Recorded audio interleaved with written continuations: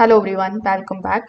In today's video, I'm going to show you exactly how to perform a hard reset on your TCL Smart TV without using the screen. So first of all, you need to start by unplugging the TCL Smart TV completely from the power outlet. Then you just have to simply take a look at the physical power button, which will be located over here on your TV, and then you need to press and hold it for about 30 seconds. This is going to help discharge the leftover electricity inside the TV, and it can also clear the temporary startup guides.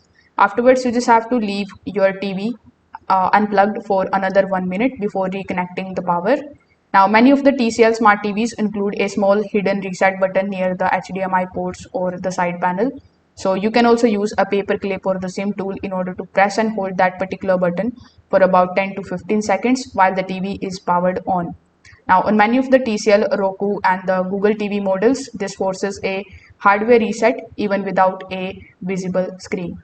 So if this video helped you out, make sure that you like this video and subscribe to the channel. Thanks for watching.